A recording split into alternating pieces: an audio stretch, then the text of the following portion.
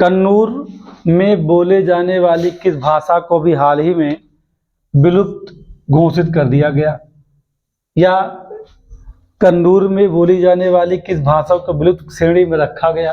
वो कौन सी भाषा है? मधिका है। कौन सी भाषा है? मधिका। ये सवाल उठता कि मधिका भाषा किसके द्वारा बोली जाती थी?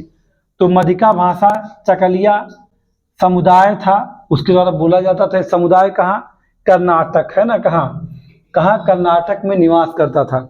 लेकिन ये जो जाति, ये लोग थे, ये भाषा कुछ समय बाद कहाँ शिफ्ट कर गई? केरल में। यानी कहाँ शिफ्ट की गई? कन्नूर, केरल में जाके वहाँ लोग बोलते थे, यानी कि इस जनजाति के लोग वहाँ जाके बस गए थे। तो यानी कह सकते हैं कि मधिका भाषा का मूल स्थान कर्नाटक था, चकलिया समुदाय से संबंधित है। वो भविष्य में यानी आगे कालांतर में जाके क्या होगा? वो स्थान नहीं तो केरल में, वहाँ आके विलुप्त हो गई। अब वहाँ बोलने वाले नहीं है। एक सवाल उठता कि मधिका जो भाषा है जिसे विलुप्त की श्रेणी में रखा गया है, वो किन भाषाओं से मिलने के बन रहा है? तो तेलुगु और तुलु, कन्नड़ और मलयालम, यानी 4 भाषाओं के मिश्रण से कौन सी भाषा बनी है? मधिका, है ना। तो आप सवाल किया सकता है कि अभी हाल ही में निम्नलिखित में से किस भाषा को जो है विलुप्त की श्रेणी में रखा गया? तो मधिका। दूसरी बात, मधिका भाषा मिल करके बनी है निम्नलिखित में से किन भाषाओं से? तो इनका समूह हो सकता है। या से सवाल किया था मधिका भाषा का मूल स्थान कर्नाटक है ना, या मधिका का संबंध किस समुदाय से है? तो चकलिया समुदाय से है। इतने सवाल आपके लिए बन सकते हैं। जैसा आप देख रहे हैं कि पीसीएस हो चाहे आरओ ने भी अपना पैटर्न बदला है, तो उसमें आप इस बात को जान सकते हैं कि 17 मार्च को करंट अफेयर्स कैसे क्या हो सकता है। फिर भारत सरकार ने, है ना, ब्रह्मोस मिसाइल के निर्यात की घोषणा किया है। किस देश को भारत सरकार ब्रह्मोस मिसाइल निर्यात करेगा? तो आप बताएंगे फिलीपींस को निर्यात करेगा। किसे निर्यात करेगा? फिलीपींस को। आप ये भी जानिएगा कि इसका जो ब्रह्मोस मिसाइल का निर्माण कौन कर रहा? डीआरडीओ कर रहा है। तो सवाल उठता है कि डीआरडीओ द्वारा विदेशी राष्ट्र के साथ अब तक का सबसे बड़ा अनुबंध है कितने बिलियन डॉलर का?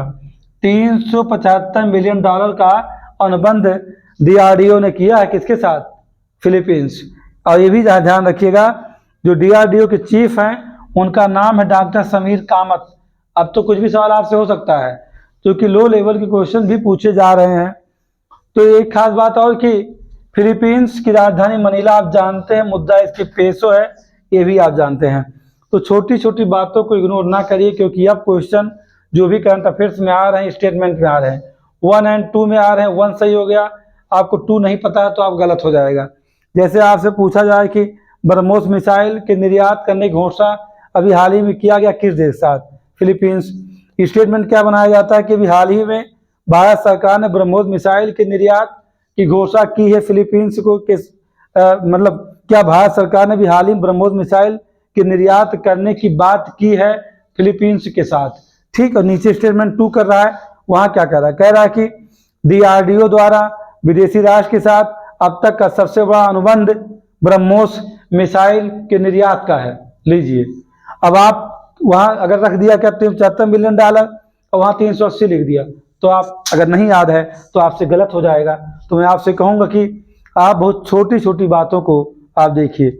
या ऐसा भी सवाल कर सकता है क्या कि अभी हाल ही में डीआरडीओ द्वारा जो है फिलीपींस के साथ 375 मिलियन डॉलर अमेरिकी डॉलर का अनुबंध किया गया है ना। और भी नीचे लिख देता है, क्या कहता है कि ब्रह्मोस मिसाइल का निर्यात करने का भारत सरकार ने घोषणा कर दी है। तो दोनों सही है। यानी इसमें जितने टाइप क्वेश्चन बन सकते हैं बना लीजिए। करंट अफेयर्स अब तक हम लोग 3 से 11 तारीख के बाद हमने करंट अफेयर्स की कोई क्लास नहीं ली है। ना लेने की वजह यही है कि हमें करंट अफेयर्स के उस पैटर्न को छूना है जिसमें कमीशन इस समय है। पहले भी मैं इस पैटर्न पे पढ़ाता रहा हूँ।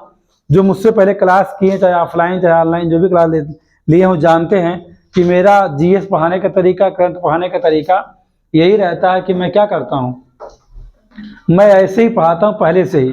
भले लोगों को लगता हो कि नहीं ऐसे क्वेश्चन नहीं आएंगे, मनोज सर वो डीप पढ़ाते हैं, कोई ऐसी बात, मैं डीप नहीं पढ़ाता हूँ, मैं बदलते हुए पैटर्न के साथ चलता हूँ। तो इसीलिए हम लोग 11 तारीख के बाद से कोई क्लास नहीं किए। आज 16 तारीख है। आज करंट अफेयर्स की क्लास ली जा रही है। अब इसके पहले 4 दिनों तक मैं कोई क्लास करंट अफेयर्स की नहीं लिया हूँ। मुझे ये ज़रूर जानना था कि क्या पीसीएस में हो सकता है, इसलिए मैंने इस तरीके से फिर प्रयास शुरू किया है। और करंट अफेयर्स की क्लास आपको डेली भी दी जाएगी, उसके साथ साथ पीसीएस के लिए स्पेशल करंट अफेयर्स आपको मिलते रहेंगे। एक सबसे खास बात है कि मैं ये नहीं कहना चाहता हूँ कि आप सब्सक्राइब करिए, शेयर करिए। ये मैं तब कह सकता हूँ जब आप देखिए वीडियो को। अगर आपको अच्छा लगता हो, अच्छा लगे, तब आप सब्सक्राइब करिएगा और तभी शेयर करिएगा, अन्यथा आप देखिए ही मत। चलिए।